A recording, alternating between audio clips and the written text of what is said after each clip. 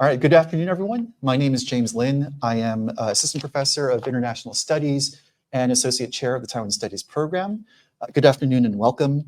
This is our first talk of the academic year as part of our Taiwan Studies Program new book series. So thank you all for joining us for a new academic year. We have a number of exciting books for this academic year. I think we have a record number of 7 or 8, is that right, Ian? We have a lot. 8, yeah, record number for previously, I think our record was 4. We're very honored to have Professor Janet Chen here to discuss her new book, The Sounds of Mandarin, Learning to Speak a National Language in China and Taiwan, 1913 to 1960.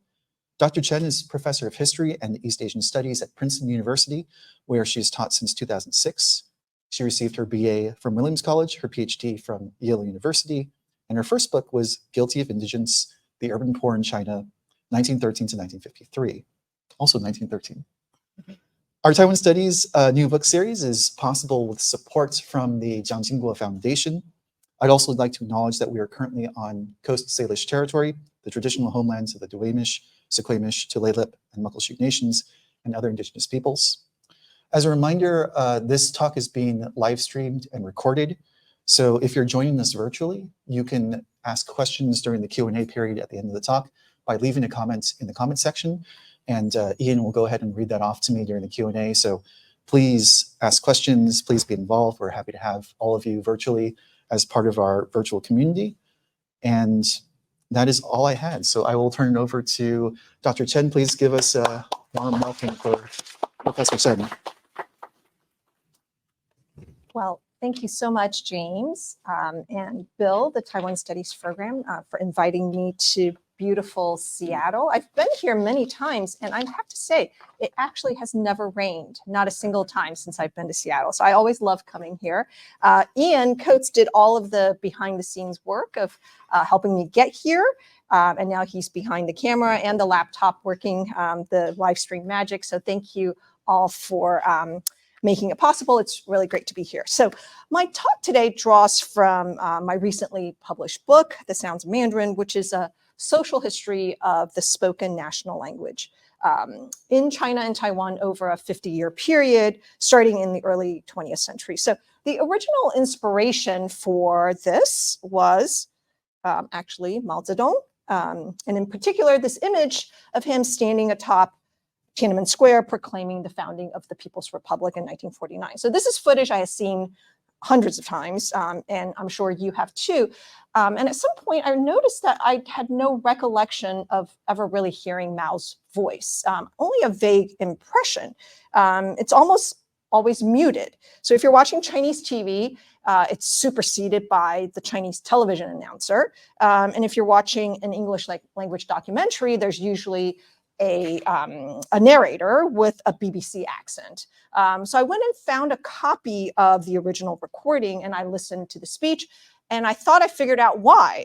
It's because you can't really understand it. Even when you follow the script, the written text, it's somewhere in the range of very difficult to almost impossible to understand. And so I wondered, by what definition could Mao's speech be considered Mandarin? Found also recordings of Jiang Jieshi's speeches, Sun Zhongshan, and that was how I started poking around with this topic when I was finishing my first book on urban poverty. So that research was about shanty towns, orphans, the incarceration of the poor. Language is a completely different and sprawling topic, and some would say, and have said to me, a really dumb idea and choice for a second book. I did not realize how foolish it was, and had I known how long it was going to take to finish it, I might never have gone down that rabbit hole. But it was really an absorbing project. I'm really glad I did not take the advice to write the sequel to the first book. This research took me to some really unexpected places. I spent quite a long time studying dictionaries, trying to excavate the sounds of pronunciation from text. And people who tell you that those who study dictionaries are the super nerds, it's true. Super nerding out. I fumbled my way through the world of film. because I was trying to figure out how to translate sounds that are captured in movies into written analysis. The people who study film are super cool, so not really a good crowd for me either. And as I'll talk about today, I took a detour to Taiwan in the post-war period. And it took me a really long time to actually get to 1949, which was the point of origin that animated my interest in the subject. So Taiwan is the main act today, as I will explain what I had imagined as a detour and a short interlude turned out to be the linchpin of the book. But before we get there, let me provide a brief overview of the rest of the book and its main arguments so that you can understand why the detour turned out to be so important. So one of the main premises that informed my research was that the process of creating a spoken standard in the Republican period of the early 20th century was a very fraught and contested process. At the most general level, there emerged a very powerful idea of linguistic unification. So for intellectuals and reformers across the political spectrum, this idea that if we have a unified national language, that's what we need as a tonic for the unending crises that are threatening the country's survival. So they believe that what China needed was an antidote to political and social fragmentation, to foreign imperialism, to the nation's impoverishment. For influential elites in education and government and various cultural arenas, they forged this powerful vision of a strong nation speaking in one unified voice. And they also invested that vision with crucial implications for ideological cohesion and social development. So this part is fairly well known and well established in the conventional scholarly wisdom. And what I wanted to know was what happened after that. You can have a vision, you can develop all kinds of plans and set goals for linguistic unification, but what happens when you take that vision and those plans and try to turn them into reality? So what I found and what I argued in this book was that while there's general consensus about the broad contours of the objective and its importance, as soon as they move from that general idea to the specific content of what the national language ought to be, there was more disagreement than consensus. So questions like, what's the standard phonology be? How standard does the standard have to be? What methods are best for teaching the national language in primary schools and secondary schools? And what do you do about the guoyu teachers who could not speak guoyu, right? Should you get rid of them all at once? So 7 people would have 10 different ideas, and their disagreements and sharp discord undermined the attempt to create a stable spoken standard. This was a protracted battle, which started in the 1910s, and so the book traces the twists and turns of those debates and battles. And I show that even in the 1950s, when it became guoyu in Taiwan and putonghua in the PRC, what constituted the standard was still something of a moving target. So in focusing on the question of standardization as a concept and in practice, I was inspired by Witold Kula's classic book, Measures and Men. And in this book, Kula defined the standard as something that is objective, immutable, and independent of human individuality. And to standardize, you have to be able to assess the degree of deviation. And the key here is invariability in the unit of measurement. So the classic example is weights and measures, right? If you have the weight of a kilogram or the length of a meter in Seattle, it should be the same as the kilogram and the meter in Portland. Now, when I used these ideas to think about linguistic standardization, it seemed that speech was somewhat different because unlike a kilogram or a meter, the spectrum of variation in pronunciation is very difficult to measure. So this invariability in the unit of measurement is a big problem. And as I found in the case of Mandarin, the spectrum of variation in speech then was in this constant tension with the desire or the imperative to set a standard pronunciation, and how people gauge the degree of standard or non-standardness in speech and the meanings that were imparted to those measurements were highly contested. In the early 20th century, just by way of background, the impetus for standards was ubiquitous across the spectrum of Chinese society in many fields, in discourse and practice. So if you look in education and commercial and industrial pursuits, in government administration, everybody wanted to talk about standardization. And this is part of an impulse to rationalize society, improve efficiency, increase productivity. So in the attempt to standardize the national language, then there were those who really valued and insisted on precision and accuracy in pronunciation. And they had this kind of fixed, ostensibly homogeneous ideal.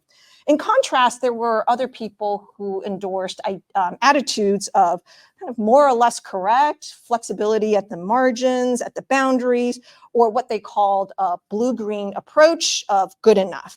For communication, the importance or disregard accorded to tonal differentiation. So this is the indispensable component of today's guoyu and putonghua, actually stimulated really heated opinions. And this is one of my most interesting findings. In the early 20th century, there were lots of people who thought that you could speak Mandarin without caring about the tones. So you could try telling your Chinese teacher that. So the question of how many tones guoyu should have was hotly debated. Today we know it's 4. That's kind of like linguistic gospel, but in the 1920s and 30s, that was up for grabs. So here's an example, the opinion of a well-known intellectual figure, Tian Xuantong, who espoused a position that would be close to linguistic heresy today. So because of examples like this, I became very interested in the instability of the standard and the debates that this process of standardization provoked. More than anything else, this point probably has gotten me into more hot water with linguists and Chinese language teachers than any other. I think their displeasure, to put it mildly, revolves around the issue of whether the creation and imposition of a standard language is a normative good or not. That was not my motivation at all for writing this book. I did not set out to challenge the concept or the political imperative of a Chinese national language, but they're mad at me anyways. I think because some of my research casts doubt on the stability of the national language project. I actually started out by asking what I thought were somewhat simple questions, right? Like, what is the national language? How did they create it? And what was it at its different stages of historical formation? What counted as standard speech, and who got to decide? So my goal as a historian is to think about these questions historically, to disaggregate Mandarin into these historically specific moments of linguistic experimentation. To my mind, it's a social history, but obviously it's a social history that intersects very significantly with politics. So to the extent possible, I follow my historical actors in their thinking and their actions.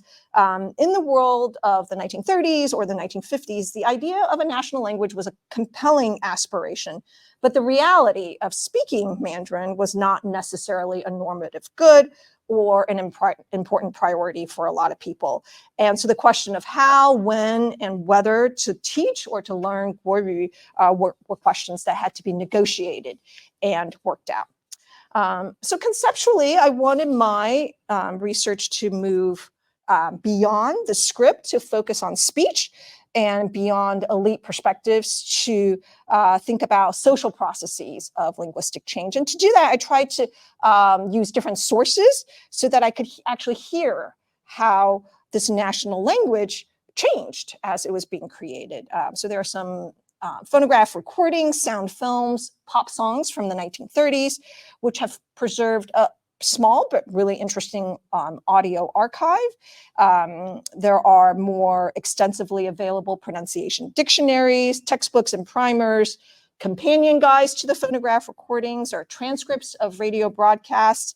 And so in those cases, the challenge is to try to excavate the sounds of the spoken language from all of those written sources. So when people talked about pronunciation, how do we hear it, right? And conversely, where I can listen to an audio recording, the question is how do you then render the sounds of what you hear of this recorded speech into words? And what I hear might be very different from what you might hear, right? So I won't have time to talk very much about this component today, but mass media is a very interesting part of the story. Other major themes are language pedagogy and education, which I will talk about today, and the role of war and migration in forging a national language. So the main argument is that at the level of political ideology and rhetoric, it was beyond dispute that the national language could and should anchor Chinese unity against foreign imperialism and domestic sources of fracture. In practice, however, the process of transforming this ideological aspiration into reality was messy and sometimes very confused. If the national language was an instrument of power for the modern state, successive regimes in Taiwan and in China wielded it clumsily. So I developed this argument over 5 chapters, starting in 1913 to 1960-ish. The spoken standard was a moving target, and speech proved much more impervious to state intervention than people anticipated. There were these putative linguistic hierarchies that did not necessarily correspond to social status. And in this protracted process of becoming a prestige language, guoyu and putonghua actually endured suspicion, different forms of mockery, even while lots of people championed its cause. To the consternation of its proponents, the masses did not spontaneously embrace guoyu. They had to be cajoled, prodded, threatened, compelled to learn it. And contrary to expectations, the superiority of guoyu and putonghua was not necessarily self-evident or widely shared. Depending on the social context, the standard language could be a ticket for upward mobility. It could be something that people made fun of you for. It could be a marker of education and class status that was shaded with either positive or negative connotation. It could be an interloper, disparaged for its association with officialdom. All right, so let's turn to the main act. All right, so the first time I went to the National Library in Taipei, I wasn't exactly sure what I was looking for or how Taiwan would fit into the book. I did not have this outline in mind. So I put into the library catalog as a keyword search guoyu. And that search returned several hundred results, most of which were sources in Japanese. So it was one of those light bulb moments that revealed the depth of my ignorance and cracked open a portal to a whole new world that I didn't know existed. I started reading about the 1940s, the transition from Japanese to Guomindang rule, and I found out that some of the linguists and reformers that I had been studying and researching, who were in Beijing and Nanjing in the 1920s and 30s, who went to Chongqing and Kunming during the war, arrived in Taipei in early 1946 to set up the Taiwan provincial branch of the National Language Promotion Committee. So when something like this happens to you and you didn't plan it, it provides a narrative coherence to the book. It's like a gift from the gods, right?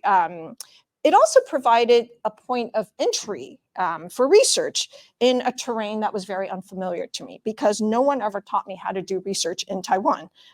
So I used He Rou and Wei Jiangong as my guides. I followed them.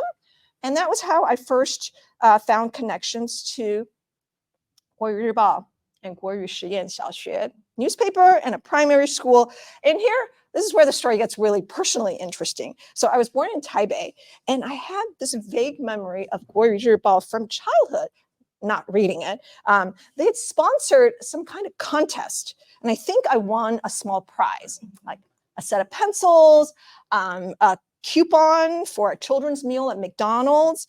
It's all kind of fuzzy. So maybe I won the pencils and my family went to eat at McDonald's and somehow I conflated the two.Maybe it was actually my sister who won the contest. Nobody knows.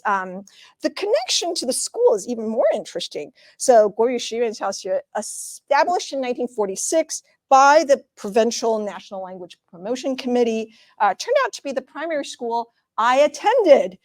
Kindergarten and first grade. I only knew it by its abbreviated name, Guoyu Shixiao. I never knew anything about its history. I certainly had no idea that the school played a very important role in the establishment of a national language regime. So my talk today will in part used the primary school and the newspaper to think about the questions of standardization, social history, language pedagogy. Both were established in the midst of a chaotic period of political transition and the intensifying civil war, when the education system was in disarray. So, as is well known, in 1945, upon arrival, the Guomindang government was intent on purging Taiwan of Japanese influence. 50 years of colonial rule had coincided with the birth of guoyu on the mainland. And so there were few people on the island who identified with Mandarin as their national language. When asked about their national language, most people thought of Japanese. So to the Guomindang, in their crusade to bring the people of the island back into the embrace of the Chinese nation, this has got to be erased, right? And so they want to teach the people of Taiwan to speak the true national language and get rid of the imposter, kokugo. So for Herong, Wei Jinggong, and the others who arrived in Taiwan, the goal was the same as what they had been working towards on the mainland for many years. They had ample experience, but the linguistic terrain they encountered was unfamiliar and more complicated than they expected. They know they have to adapt guoyu instruction for Taiwan's linguistic environment. And initially, the strategy was to actually use Japanese as the conduit. So this is a primer that went with lessons they gave on the radio. And I couldn't find the actual audio recording, but if you look at this text, you can see what the method is, right? So this is lesson 1, an introduction to Zhuyin Fuhao, and they have the national pronunciation, and then below it, there's Minnan, there's the Latin alphabet, and then there's Japanese at the bottom, right? And as you move through the series, I think there's 3 books in the series, and you go through the lessons, there's Japanese translation at the bottom of every page in case you are confused, and this will help you along. So the use of Japanese would later somewhat quickly become a flashpoint of contention, but in 1945, 1946, this approach was seen as helpful. Announcements of major laws and government regulations provided Japanese translations. There was an assortment of teaching materials that were rushed to market, so primers, practice manuals, quick guides to the national language that had these kinds of combinations. So they would use Japanese with Zhuyin, Chinese script, sometimes they would use Wei Zhao's romanization, and they're trying to explain pronunciation, grammar, vocabulary. In those contexts, Japanese served this useful translation function. In the schools, there was an effort to ban the use of Japanese, but this became entangled in the problem of how to overhaul the entire educational system. The Guomindang government had to develop and implement new curriculum for primary schools all the way up to the university level. They needed new textbooks. The schools had suffered a lot of physical damage during the war because of bombing, so the infrastructure was in bad shape. A lot of schools didn't have desks or chairs. There was not enough money to fix everything all at once. And there was an acute teacher shortage. With the repatriation of Japanese civilians, teachers left en masse. And so all of a sudden, they have 7,000 unfilled positions. So they need thousands of replacements, but where could they find them? Teachers from the mainland filled some of the vacancies. So they brought in a few hundred from Beijing, from Shanghai, 20 from Chongqing. But the ongoing civil war made it very hard to actually recruit, for people to travel. Not only that, the erratic pronunciation of mainlanders created a lot of confusion. So you have instructors who come from the area around Shanghai who spoke different forms of what people call Jiangsu guoyu. And there are others from Guangdong, from Fujian, Zhejiang. Everybody has their own variation. Some did not bother with the pretense of using a national pronunciation, and so they actually just use Shanghainese, or what they call Southern Guanghua. The students were at a loss, understandably so, and they asked, how many varieties does your national language have? Is there a standard? Some people had a casual, kind of sloppy attitude, mama hu hu, sui bian. Others, had don't care kind of attitude. But for some, it was not indifference, right? It was caring about something else. They wanted to emphasize mutual understanding rather than precision. So if we can understand each other, doesn't really matter if it's standard or not, right? If you insist on precision or a very high standard, that's going to create barriers for new learners, makes them nervous and reluctant to learn. So isn't it better to take it easy, right? We can have a graduated scale of precision. Maybe you want to hold your teachers to a higher standard, but for everybody else, let's not worry about it so much. So this question of how standard does a standard have to be could not be easily resolved. In the immediate, there was a labor problem. Taiwan needs good teachers, one commentator said, but other provinces also need them. If we cannot offer high compensation, of course, they would not be willing to come so far away. There's danger, there's difficulty. Poor quality teachers come, but they're useless. So the upshot is that the ones we need are not willing to come, and the ones we don't want are more than willing. You could find teachers more easily in nearby Xiamen and Fuzhou, but these were places that were already notorious for bad pronunciation. You would be hard-pressed to find any kind of standard guoyu there. But given the circumstances, education officials could not afford to be overly picky. To fill the positions, they also recruited among the locals, and they did this in haste. If you were a graduate of a middle or normal school with 1 or 2 years of experience, they really wanted you. If you had no formal education, if you had credentials only from a Japanese colonial era institution, it's okay, just apply. And so in this first round of recruitment, they certified 4,474 teachers as meeting a minimum standard. It's a very bare bones standard.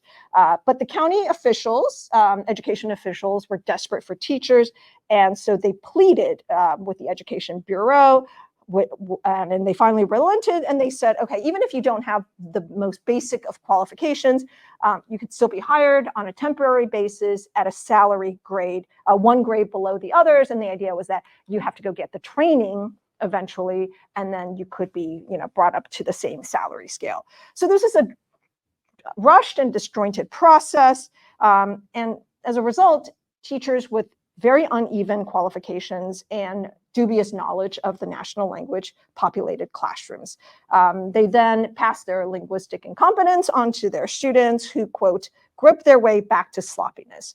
Among the local recruits, those who have any idea about the national language, any knowledge and understanding of Chinese culture were few and far between. And so the situation was kind of a mess, right? You have these mainlanders of different backgrounds speaking different kinds of national language, and Taiwanese who were still using Japanese in the classroom. And overall, between 1/4 to 1/2 of primary school teachers in 1946 did not meet the basic criteria for credentials.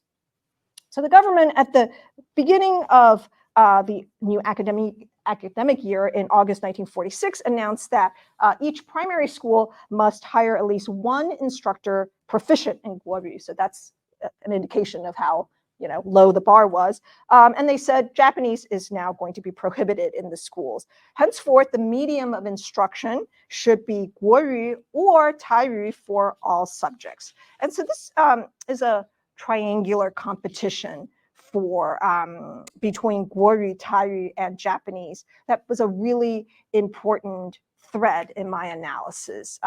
As I mentioned, they had not banned Japanese right away, and then they tried.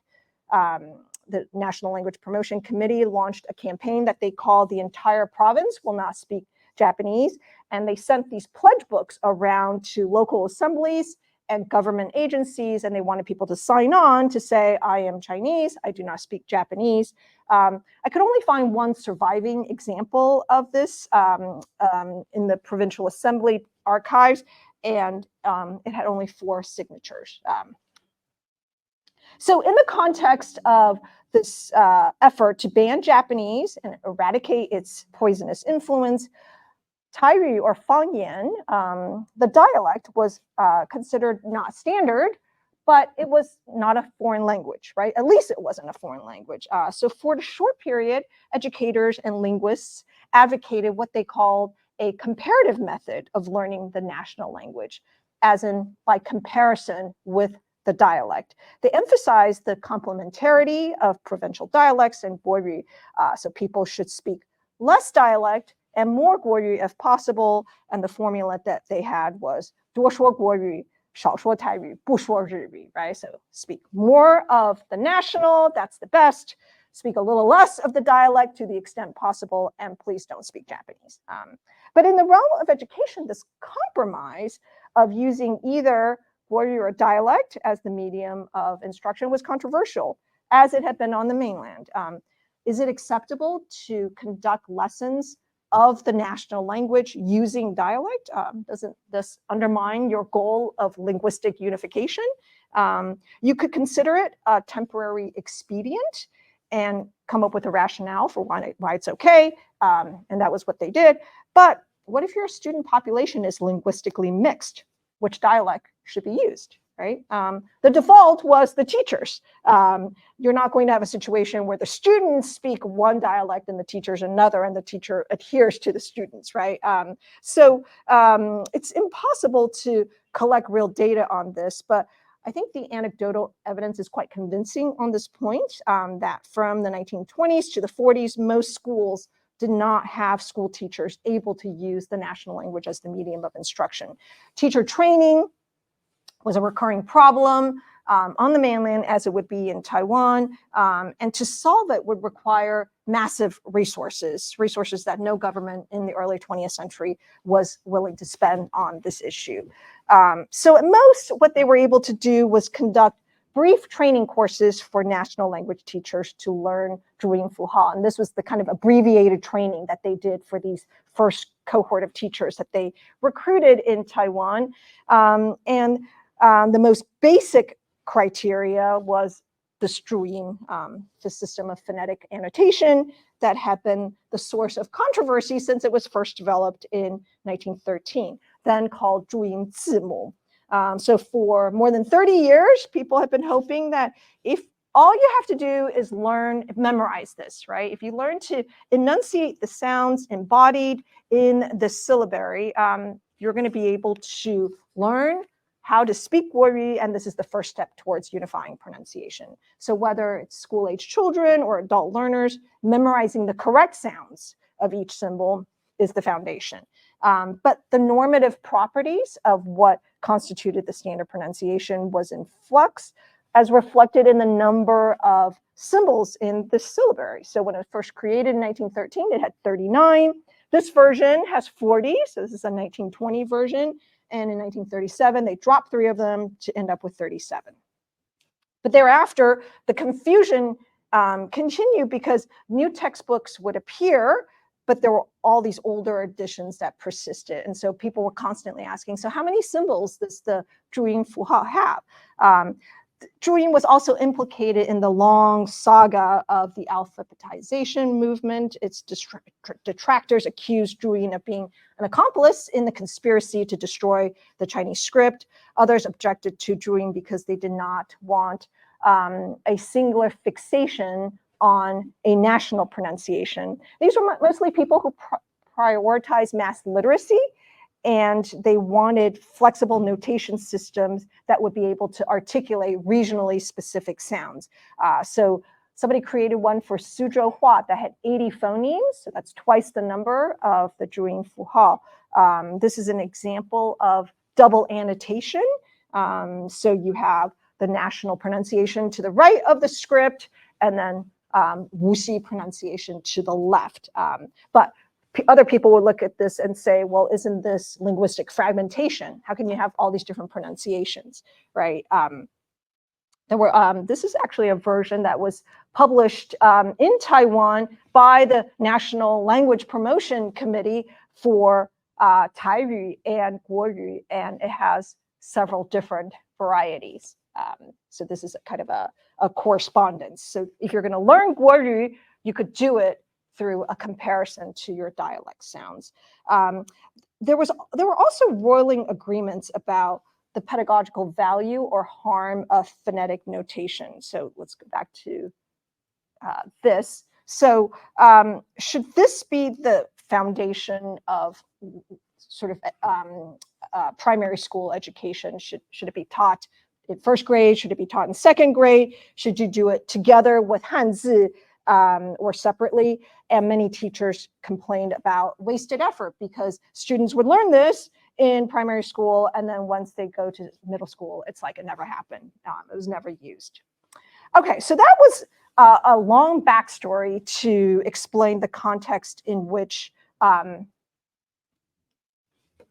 the primary school that I attended, Guoyu Shixiao, and Guoyu Ribao, the newspaper that I probably did read, were established. So let's talk about the primary school first. A modest and chaotic beginning, inaugural class of 35 students in 1947. And from there, it would become a center for pedagogical research and later a prestigious primary school. In the first 3 years, there was a lot of staff turnover, and the intended research on pedagogy stalled. They put 实验 experimental in the name, but at the very beginning, they were just trying to survive. There wasn't much of any kind of experiment. There were 4 principals in the first 4 years. Lots of refugee students from the mainland, including the children of Guomindang officials, which the school had to take because of its affiliation with the National Language Committee, sort of rotating cast of teachers.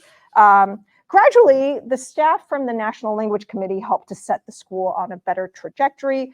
Before and after a stint, and during a stint as principal, Wang Yuchuan pushed ahead with the experimental part of the school's mission. He started to conduct research on what he called the direct method of instruction. So this is the opposite of learning by comparison with dialect. It's basically a rejection of dialect, period. So his initial experiment aimed to teach students basic conversational guoyu and rudimentary literacy using only Zhuyin symbols. He had worked in Sichuan during the war against Japan, tried out those experiments there. So now he's at the primary school, but the situation is very unstable. When you have a lot of staff and student turnover, it's actually very hard to benchmark your progress, right? You don't know if your teaching methods are effective. And so he ended up collecting some preliminary findings into a manual, and he added all these very detailed lesson plans, like what do you do in week 1, week 2, week 3, and outlined principles and techniques of this direct method. The emphasis was on scientific principles that he had collected from psychology, linguistics, education, and he emphasized active learning strategies for effective results. And these have been widely discussed in education circles since the 1920s. So you want to use creative games and sort of role-playing and different kinds of active learning methods to motivate the students. It's a rejection of the kind of rote memorization, repeat after me kind of educational pedagogy.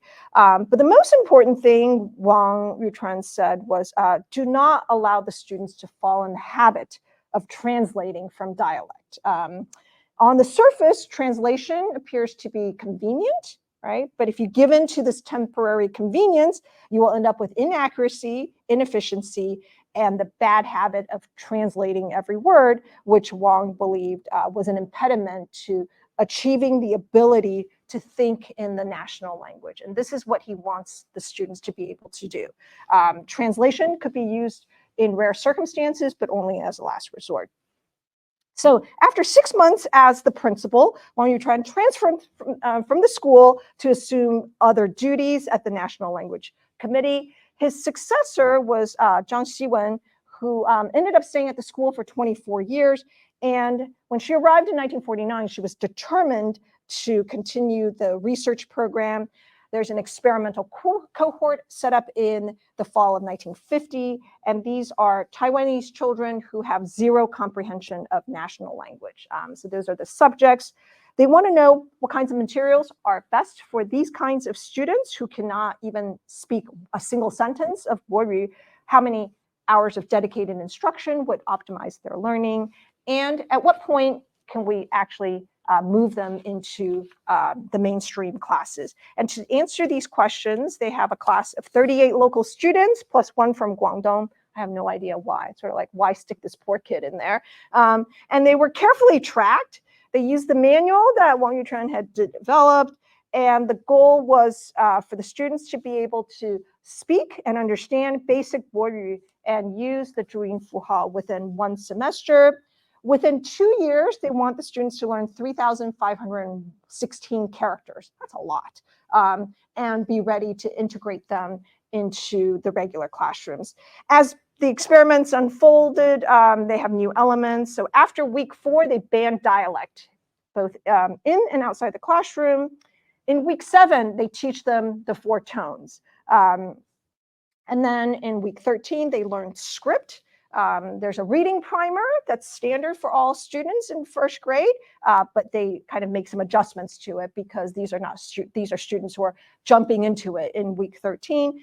The overall outcomes exceeded their expectations. Students learned to speak fairly accurately, they thought, and the staff was very pleased with their positive attitudes. So the verdict pronounced that these students were ready to move into the mainstream classes after 1 year, rather than the 2 years they had projected. So the next year they extend the experiment, they repeat it with another cohort. The teacher's research notes indicated that the class was very quick to learn instructions like do not speak Taiwanese, probably because she said it a lot. The first student to raise his hand and speak voluntarily in the 2nd week said, he hit me. This made me chuckle, right? These were little kids, right? They're 7 years old. And by week 11, there was a discernible shift with students speaking almost entirely in the national language. Quote, if someone occasionally says a sentence in dialect, everyone laughs, finding it very, very strange. The major intervention occurred in week 13. So in addition to the reading primer, they actually get assignments for self-study from a different text. This trial was trying to gauge whether this direct method of combining spoken immersion with zhuyin could accelerate reading comprehension without adding classroom hours, right? If you actually have to double your classroom hours, it kind of defeats the purpose. So could they make it work? And the answer was yes. When they tested the students, they did very well. And they actually went the next step of benchmarking the results. So they gave a test to 402 students from classes, not only at this different class at the primary school, but other primary schools in Taipei. And this experimental cohort did the best. And this was interpreted as a validation of their method. There followed other pedagogical experiments. There's different techniques for teaching zhuyin. Should you use partial or complete annotation? Which method delivers better learning outcomes, and so on. So pedagogy, language pedagogy, is endlessly interesting to me. I could go on about this for a very long time, but maybe it's not so interesting for you. So the upshot is that in 1954, the Provincial Education Department actually approved this method for 1st grade national language curriculum. So it's first 12 weeks spoken guoyu, zhuyin fuhao, and learning to read starts in week 13. There were some negative reactions to this, but despite some initial resistance, this set the trajectory for guoyu education in Taiwan. It gets embedded in the primary schools, and so this direct method then completely surpasses what people have been talking about with the dialect comparative approach. And this happens basically in the mid-1950s. All right, so I'm going to turn quickly now to Guoyu Zhibao, which is still published today, most well known as a children's newspaper. Its website today is wdnmandarinkids.com, right? It's a kids thing. But at its inception in 1948, it was not a children's newspaper. The inaugural issue was published on retrocession day, October 25th.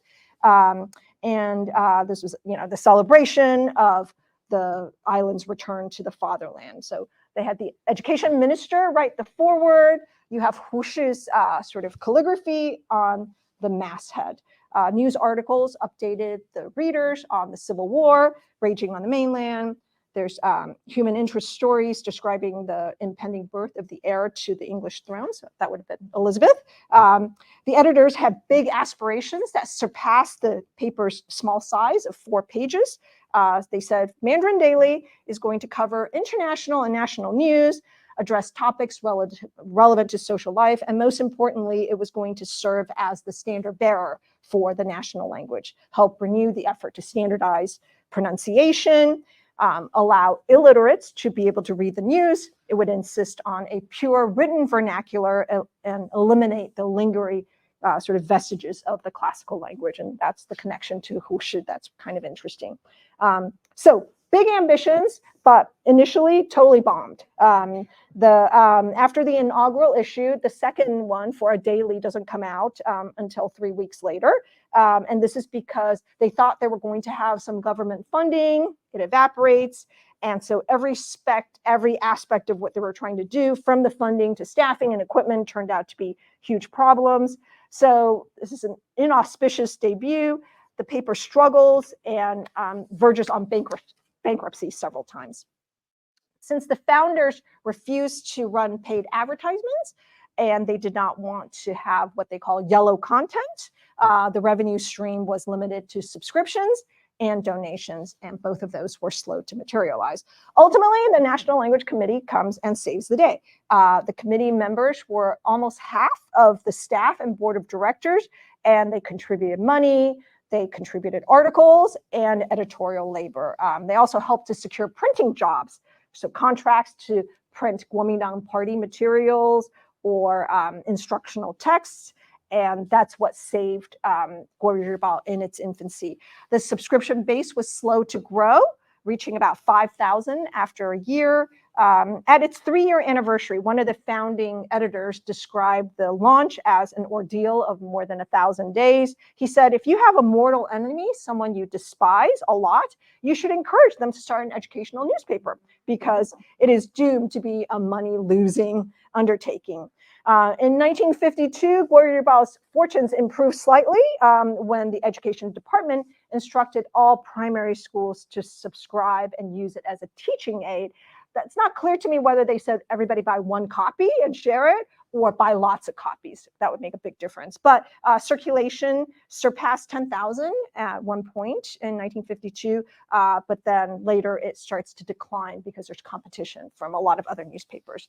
So the signature feature and the most enduring legacy of guoyu is its 100% use of zhuyin. So appending phonetic symbols to every single script character.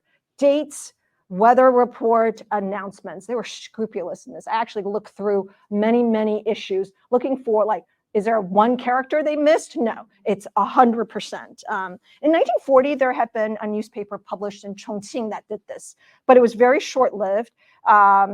Now, in its early years, the contents addressed primarily an adult audience. So the front page is international and national politics. Page 2 was local interest stories, and page 3 has a rotation of supplemental columns. So there's language, children, family life, and geography. This is a weekend page. So one of the language columns became a forum for explaining the components of the national language. So the others are just articles, like the way a newspaper would be, but they have this column that becomes dedicated to actually helping people understand. So there were essays and reflections from experts on every aspect of guoyu, so grammar, pronunciation, syntax, word usage. There's a very interesting Q&A column that answered letters sent to the National Language Committee.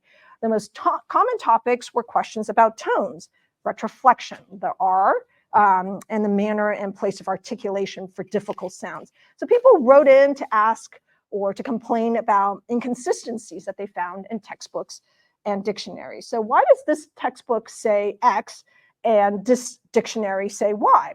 Why does this edition say A and this edition say B? So the editors answered these letters and they explained which is correct, but they had to concede that the National Language Committee lacked jurisdiction over the commercial publications. So, quote, we can only earnestly make recommendations about which materials are usable. There was a further issue revolving around the suspicion that because it was very closely affiliated with the Guomindang, this has a mainlander agenda. To this criticism, the editor said, well, we have a lot of locals on our staff. The publisher is an authentic Taiwanese native. So they have another guy named Zhu Zhaoxiang, who is a Taiwanese native, and he becomes the editor in charge of a second language supplement column. So the Jia column, the language Jia one, parse the content of the national language, and they have this counterpart for a short period of time that concentrated on dialect issues. In the introductory editorial, Drew wrote, quote, "Everyone recognizes that Taiwanese is a Chinese language, not a foreign language. It is a non-standard form of the national language. And if you have a solid foundation in the mother tongue of Taiyu, the people of Taiwan can learn guoyu through comparison." So in this column, there's a series that correlates the national and dialect pronunciation of place names and surnames.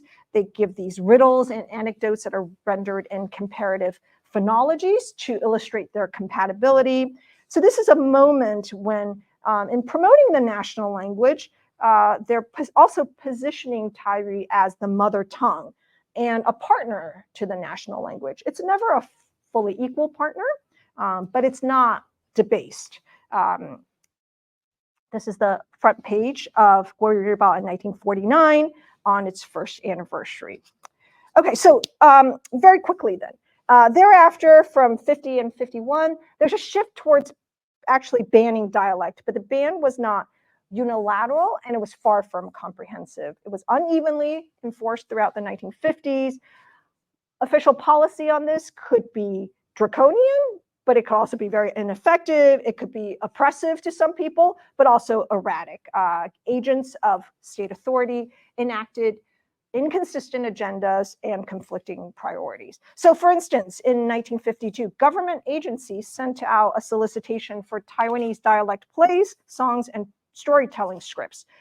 They were offering to pay for performative pieces that could be activated for anti-communist propaganda. So this makes sense, right? If you want propaganda to work, that can convey the message, it needs to be in the language that people can understand. In civil administration, there was a legitimate function for dialects. So tax collectors and police officers were instructed to learn local speech so that they can communicate better with people to avoid misunderstandings. In other instances, there was discernible government hostility towards dialect speech. The education director of Tainan had his staff sign a national language pledge. One county administrator posted large signs at the entrance to the government offices that said, "Please speak the national language." There's a lot of grumbling about civil servants and their kind of dialect garble that was incomprehensible. The problem was ubiquitous. One provincial assembly member said in 1956, because you have all these government personnel who are speaking in dialects. Even worse, some were still speaking Japanese. So high school and university students were also singled out for criticism, but enforcement of the prohibition against Japanese was inconsistent. So in schools, even if you could bar students from, stop them from speaking Japanese while on campus, as soon as they walk out, they're doing it. The local assemblies were a linguistic mess, lots of fights over which language could be spoken. According to a press report in 1956, the most open and pervasive atmosphere of speaking Japanese could be found in these local assemblies. So as one example, in Taidong County, the meetings where the meetings were conducted in Japanese. One day, someone proposed switching to guoyu, and the others attacked him, first verbally and then some fisticuffs. They said that speaking Japanese was proper and in vogue, and to ban it from the assembly meetings was against the law, which it actually wasn't, and human sentiment. So this is the newspaper article that explained this. And the people's representatives are like this, what can we expect of the masses? Granted, the elected assembly included not a few compatriots from the high mountains and the Ame tribes. If we stopped using Japanese, they would not be able to participate. But it's been 11 years since retrocession, and it's time to make the change. If everyone does not learn guoyu and speak guoyu now, there will never be a way to eradicate Japanese. It will endure forever in place of the true national language. So this quote here opens up a whole other arena of research about the linguistic history of the indigenous peoples and the entanglement with the Guomindang's guoyu campaign. I touched on this briefly in the book, but I pulled back from going all in on this because I have insufficient training in this area of research, but it's fascinating, and there are, I think, other people who are more qualified than I am to do it. All right, I could go on for a really long time. There were lots of things I haven't been able to address. Taiwan became a very long chapter in this book. It could easily have been 2 or 3, could have been an entire book, right? But that would have been a different project. So for my purposes, seeing the trajectory of the Guoyu campaign in Taiwan inflected everything I had been thinking about for the earlier period of the 20s and 30s for the mainland in a different light. And for the contemporaneous period of the 1950s, understanding the dynamics of linguistic change in Taiwan allowed me to see the Putonghua campaign in the PRC with a sharper and more nuanced lens. And it connected me, all of this connected me to my personal history in unexpected and really meaningful ways. So these are photos that I took in 2011 when I went back to my primary school for the first time in more than 30 years. So I'm going to stop there. Happy to hear your feedback, answer questions. Thank you very much.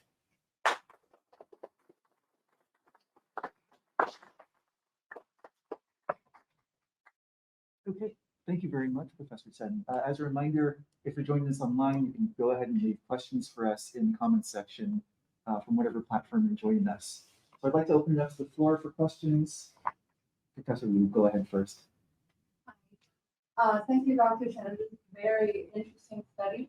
My question was about, while you're researching about, in the history about their almost obsession about the standardized tones, did you also run into a discourse about literacy? Because these were primary school children. Was there any discussion in your research about how the Taiwanese government back then approached, the math literacy issue? Because in mainland China, that was a huge issue. So yes, in the 1920s and 30s, this is the major conflict, right? It's between people who want to standardize the spoken language and the people who prioritize math literacy. In the 50s, my reading of the sources is that the Guomindang government actually, within about 10 years, is actually able to build a pretty robust primary school infrastructure, right?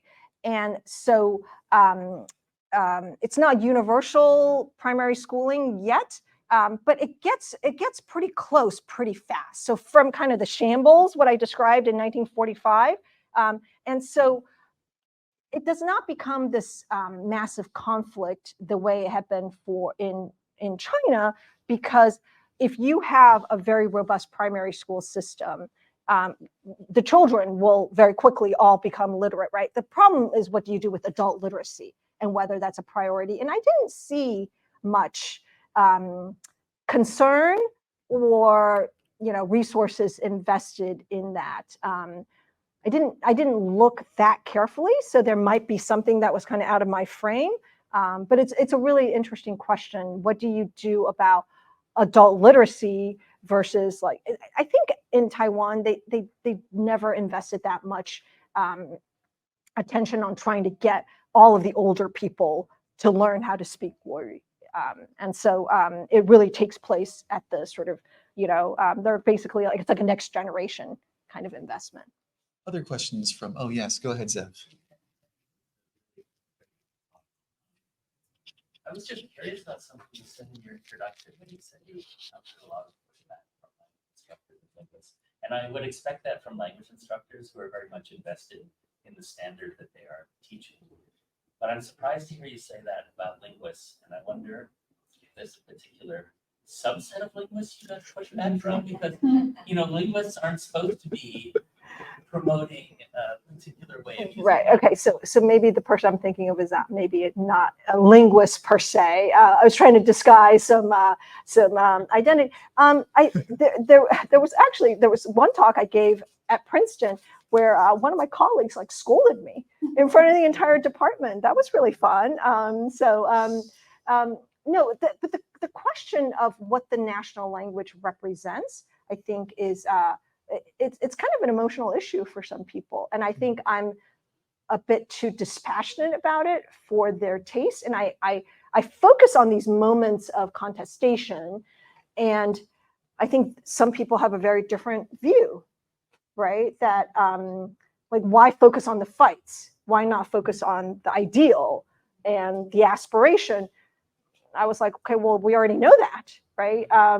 And the aspiration is not maybe that complicated, right? What's really complicated is what happens when you go into people's classrooms, to different schools, to local communities. Anyway, that's maybe it's just me. No, but so you're still finding that this issue is very fraught now, even though we're in a very different place than we were 50, 60, 70 years ago. Oh, I think the language politics have gotten more complicated, both in Taiwan and in the PRC, right? And this is now all like, like very quickly moving targets that, James and I were saying at lunch, like we really prefer to study dead people because this stuff is just changing, and language is always evolving, right? And so I'm looking at a particular historical period where a lot of these issues it's still live fire today, right? So I guess it doesn't really surprise me that sometimes I get some sharp elbows, and and that's okay. But I do think it touches a chord in a way. Like, I worked for 10 years on urban poverty, which I think is such an important issue, and I never got a rise out of anybody, right? Chris first, and then we'll go to the next Thanks question. again, really interesting talk. This is perhaps tangential, but I was struck by the quotes that you put up from Chen Xuantong saying that, well, it's, the tones are really not what's at issue. And I haven't thought about these questions in this way, but I'm curious, as a foreigner learning Chinese, the tones are what it's all about, right? So if you say that the tones are secondary, what are other ways in which the national spoken language, that's distinct from written language, what are the unifying characteristics of a spoken national language if they're not the tones? Okay, so this is the question of what is guoyu, like what is the national language and how did they define it? And so it's phonology, right? It's the pronunciation, and they peg it to that Zhuyin alphabet, right? And you're supposed to be able to somehow magically know what that little symbol means, right? And that's why they have these audio recordings. So there's a big debate about whether the phonology of the national language is the same as Beijing dialect. And this is like, they fight about this for 20 years. And some people, I don't know, people still, Beijing Hua has dialect components, right? And so then there's a movement in the 30s where they're saying, okay, if we take Beijing Hua as our standard, we still have to purify it, get rid of the very kind of coarse colloquialisms. They want to standardize the lexicon as well, right? Because so lots of regions have different, especially for daily life, objects and things like that. There's just different ways of calling. Like I think one example they always use was mouse. It's like 7 different ways to say mouse, and you would have no idea what somebody's talking about. And so they create these dictionaries, right, that try to represent the correct pronunciation of different characters, right? So the script is very much implicated in this. But whether you say xiao, xiao, xiao, xiao, or the other 5 tones I don't know how to pronounce, is irrelevant. So goes this theory, right? As long as you can say xiao, right, that those phonemes, and to now, how would this actually work? Well, they did it for a really long time, and the kind of focus on teaching precise tonal differentiation was something that Zhao Yuanren was very concerned about. So that was kind of his signature, right? So this is a very famous linguist in the early 20th century. But a lot of the others who were his, collaborators were like, so it's about your priority. And Zhao Ruiren was kind of well known for speaking perfect guoyu. And I always say, well, he invented perfect guoyu, right? He made the records, and so everybody wants to sound like him because he defined what it is, right? And it's the tonal precision. Firstly, thank you so much also for your phenomenal storytelling. I mean, this is such an amazing look into history. As someone who also grew up reading Guoyu Bao, and I have a 5-year-old who I'm hoping will go to school in Taiwan, probably second grade for a year. I'm just curious, out of just pure curiosity, the Shiden Guoxiao, it sounds like about 10 years in, you said, basically there was sort of this successful standardization of the way it was, Zhonghua was taught in elementary schools. Did this continue to be sort of a site for like pedagogical experiments and shifts over the next decades? Is it still a site for exploring possible changes in sort of academic approaches? That's a really good question. I did not follow the story into the 60s very much. What little I know about the sort of more recent, it's of course it's bilingual education. The big issue is what do you do with the sort of bilingual education, the muyu, right? What is the mother tongue education? And so so I don't know that about that. My impression was that like by the 70s and 80s, it was known as a very rigorous primary school, and so I think my parents had to like fudge their hukou, address so that we could go there, because we didn't live in the neighborhood, right? And so my biggest memory of the school is the bus stop in front of the school. So. We have a few questions from online. I'd like to go to those questions first. One question is, you mentioned the comparative approach that was used with Taiwanese. Do you see any such approach with Hakka or with indigenous languages? Mm-hmm. So this is a big issue for people who are advocating this comparative approach. This is something they had been thinking about on the mainland. It was actually discussed in the 1950s in the PRC as well. But in Taiwan, there's this, so if you're telling people, okay, so the way to learn Guoyu is to do it through Taiyu, question is which one, right? Because Taiyu could be, so sometimes they're very specific and they say, well, what's through Minanhua? But then the Hakka speakers would say, our children are in these classrooms. Are you telling our Hakka speaking children to learn Taiyu so that they can learn Guoyu, right? And so it becomes this kind of circuitous route. And so then this is where people say, well, go right to the direct method, right? And so this comparative method could work if you have a monolingual classroom, right? And certainly those exist, but your teacher has to be in sync, right?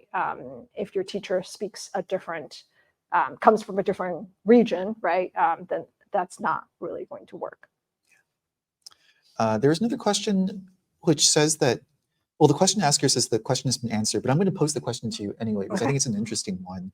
It reminds me of the research of Paulina Hurtado, which is, I'm curious if Chinese textbooks are accompanied with radio recordings, especially in the earlier periods. And I guess, yes or no answer has already been answered, but I'm curious about the implication here, like the accompanying audio components of language learning and how that was taken into consideration by government authorities. The accompanying textbooks? Yeah, accompanying textbooks. Yeah, so radio recordings accompanying textbooks. So the radio becomes, especially in the 1930s, a way for the government to kind of pump out a lot of information. And as part of that, they would do these short segments of Guoyu national language lessons. So, Monday, Wednesday, Friday, 5 to 5:20. So did anybody ever like dial in at 5 o'clock because they're really eager to learn, you know? Well, you can imagine that maybe, right? And so then there would be, but it goes too fast, right? Because if you, especially sometimes they played Zhao Yuanren's recordings and it goes just like this. He's just reading bo bo and mo fo, and it's just, so it becomes a bit of gibberish. So you do need a textbook. And so they would recommend that people buy this. But it's not, so it's meant to be a pairing. They do this, they try this a little bit in the 1950s as well. And so, but the problem with the radio is also that apart from these kind of very directly didactic lessons, if your goal is to communicate with people, if you want them to understand the news, you do have to deliver the news in a language that they can understand. And so the radio is actually more of a mixed linguistic ecosystem than I had imagined. So if you look at the programming, most of it is entertainment. That's what people want, right? They want music, they want opera. But if you look at the pieces, if you look at the radio that is like the central broadcasting from Nanjing in the 1930s, those are actually really interesting because they have actually, you know, they have scheduled next to the guoyu lessons, you know, Cantonese or Shanghainese news, right? The part that I did not do for the 50s or the 60s in Taiwan, which I maybe one day will return to, is actually more about the radio broadcasting and the mass media environment, what they do about dialect films. Other people have researched this, but this is why that chapter could have been 2 or 3, but it was one piece that I did not do. So it would be, I would need to go back and do more hunting about how does radio broadcasting in the 50s in Taiwan sort of interact with all of these other kinds of modes of trying to convince people. You know, I know they basically banned Japanese in publications, right? But it can't stop people from speaking it. And that becomes a really big source of anxiety. But dialect films are really popular in Taiwan. So anyway, lots of other research to be done. One more question from online. You mentioned teachers who were recruited but weren't quite proficient. What options did they have to get more training? So the government was supposed to provide it, and they would do these crash courses, abbreviated training courses. And so, you know, a lot of us are teachers, right? Are we convinced that somebody could learn to speak guoyu and be proficient enough to use it as a medium of instruction in 4 to 6 weeks? Right? There's usually a big conflict over requiring people to do that training versus, you know, because they want to be on summer holiday, right? And then so sometimes they would also do weekend sessions, or they would do like, you know, Monday nights, that kind of thing. It's remedial instruction for teachers. What are they trying to get them to learn? Well, it's pretty basic. And a lot of teachers will reflect on, you know, they'll say, well, I learned it, but, you know, I don't really use it. And so if the point is to, some of the certification was for people who actually didn't have any teaching credentials, like hadn't graduated middle school, right?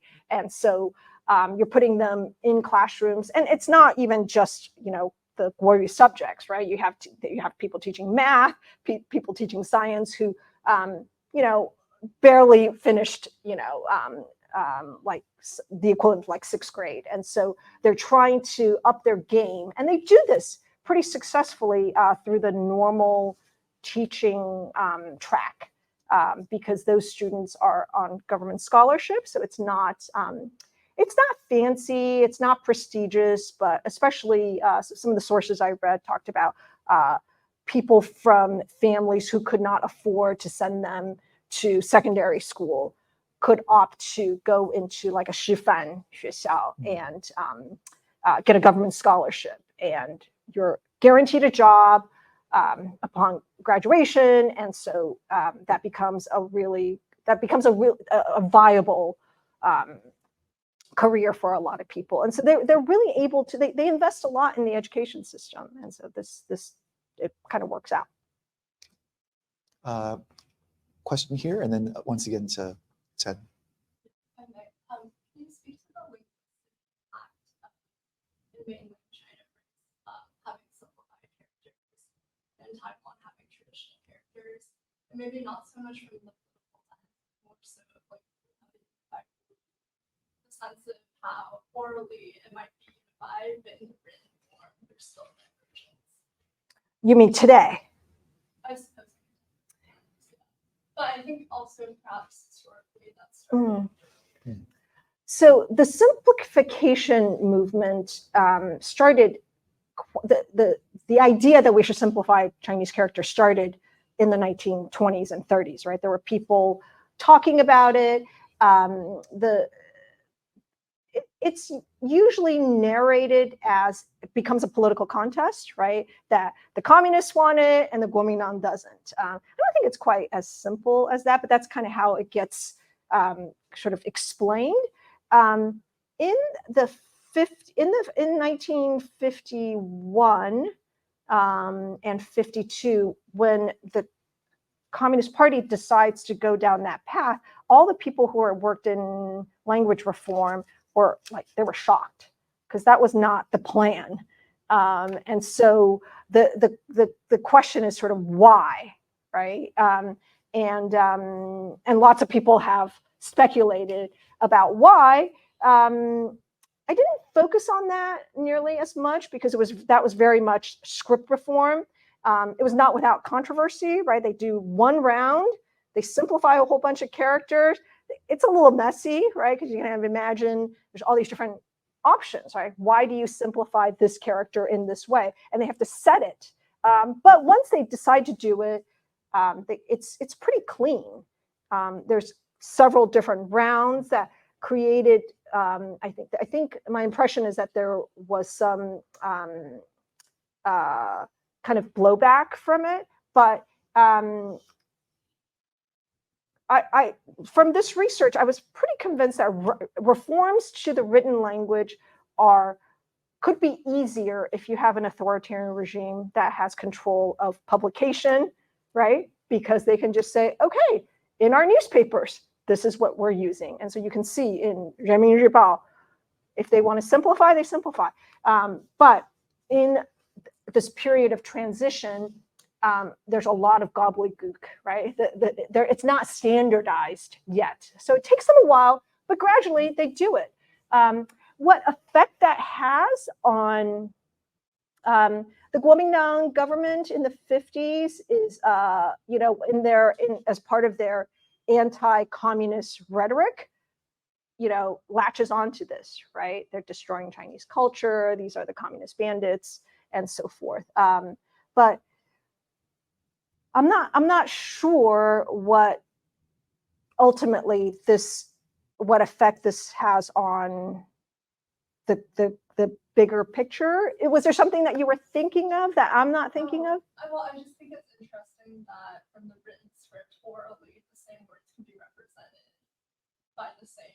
Like there's still, right, it could be simplified versus traditional, but orally spoken, it can be understood between. And so I just, in the context of Right. So maybe ironically, the spoken language, which was so much harder to standardize, is the thing that the two sides now have in common, yeah, right? Right. Yeah, Ted. One more question, because this is very interesting. So you touched upon two methods which actually represent different bilingual education policy. One is the direct method. What the other is the mother tongue first, right?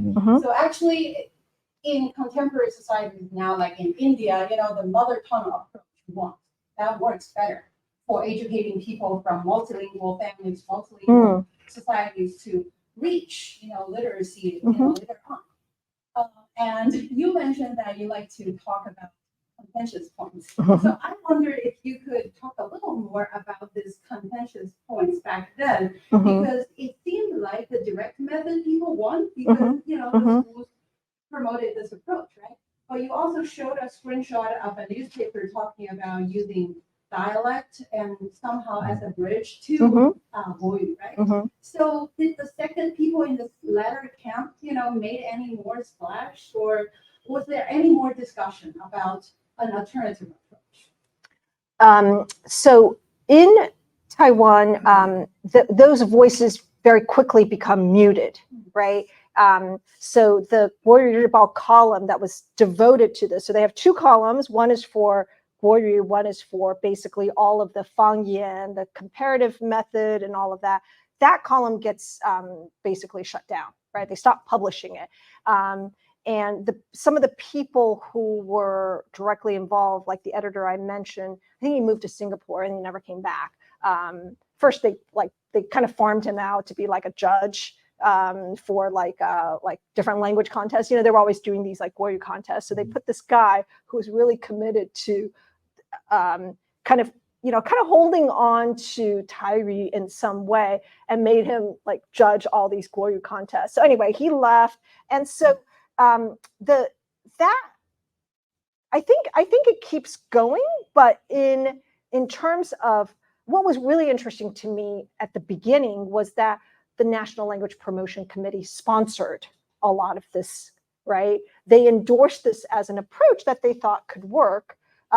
Whereas, by the early mid 50s, they're really backing off on that. And so, and that has to do with, I think they're obviously a government agency, and the government is saying, less dialect and then no dialect, right? It happens slower than I had expected, because in the just sort of the conventional narrative is that, they have this very draconian Mandarin only policy. It takes them a while to get their act together. But once they do, government agencies are no longer really able to endorse a method that prioritizes the Fangyan. On the mainland, there's also a discussion, but the whole Putonghua implementation is really a mess. And so they become really academic discussions and debates about what's the best method. So it's like an echo chamber of people talking to each other. That does not have as much of an effect on education and implementation than in Taiwan, where they just somehow they're able to line up their ducks and do what people have been trying to do for 30 years, which is really interesting, I think. I have a question for you. I wonder if you came across any instances of resistance to standardization policy. So either in the Siyan Xiaoxue, or maybe even, because I'm thinking if they're 小学生, they're going to be at most, like you said, 7 years old, 8 years old. They're not going to be that old.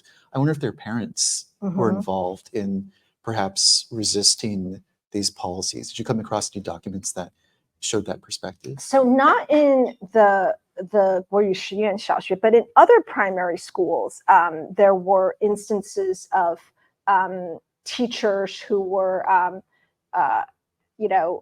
asked to kind of move along, right? The parents sort of complained, right? They sort of,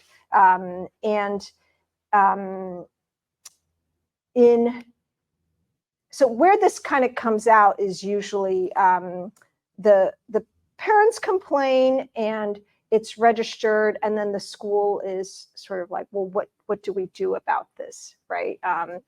This is, people don't think it's a bad thing, but they don't necessarily want it for their school or their children, right? They're not trying to defy the government, right? It doesn't, where you see more traces of this is where people are writing in and saying, I saw a bunch of school children, or so the students who are speaking in Japanese are a little bit older, right? So in 1949 or 1950, you wouldn't really have first graders or second graders who are speaking Japanese anymore, right? So this becomes a generational thing.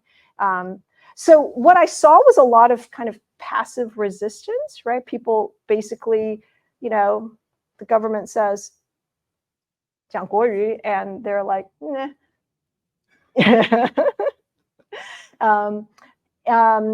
There were some more explicit, I have some anecdotes in the book, more explicit barbs where, most of it is around speaking Japanese, because that becomes really politically unacceptable, right? And so if you, and they would also complain about stores that still had Japanese signs, as an indication of linguistic infidelity, right? So is that resistance? Some people said it's fashionable, right? They're doing their ads and they have Japanese on their storefront. Like, what's wrong with that? If I could ask a follow-up question, I wonder, is there any kind of intersection between the type of resistance offered and either class or perhaps region? So I'm thinking, like maybe there's a class element to wanting to hold on to Japanese, especially if you grew up under Japanese rule and were told that to speak Japanese is to be modern. Or alternatively, if we look outside of Taipei, where this is closest to the Guomindang state of power, if we look at, for example, rural Pingdong, do we also get, I don't know if you happen to look at records from other places as well. So a lot of the local assembly, like the fights in the local assembly, are taking place in some of these rural counties where, I never paid any attention to local assemblies in the 1950s in Taiwan. Everyone kind of thinks they're like, they're just a fiction, right? There's no real democracy, right? But they do have these forums where, they have elections. And so there are these fights over whether someone who cannot speak guoyu should be allowed to stand for election. Like, should that be part of the criteria? And then in the context of the meetings, there was one incident where that provoked a lot of like commentary, where somebody was whispering, and the allegation was that they were, they were concocting some kind of conspiracy, and they were doing it in guoyu so that other people could not understand, right? Is that resistance?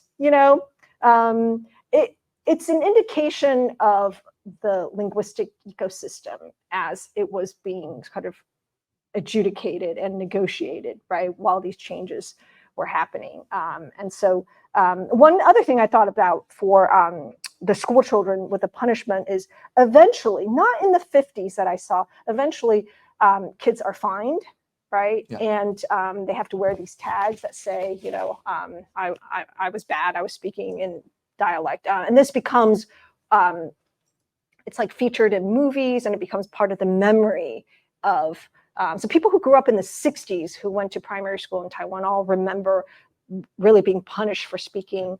And by this point, this is dialect, right? It's not Japanese anymore.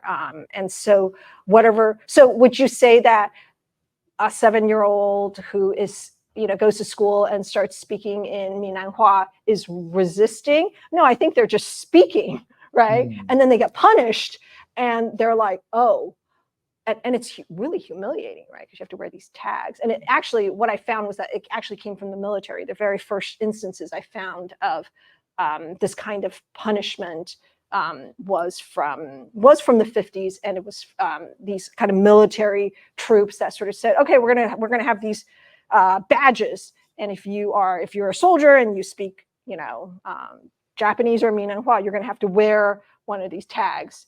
It's like a tag of shame. So I've seen a lot of movies that featured this in the school setting, but I didn't really find instances in the 50s in the schools when they did this. I think it's because in the period that I was mostly concentrating in, they weren't quite up to speed yet, right? Like, your teachers actually have to be really on the ball if you want to be able to enforce this. So that happens a little bit later, right? Okay. We are now actually at 5:01. So thank you so much for attending Professor Chen's talk. One more round of applause. Thank you so much. Thank you so much. Sharing your research with us.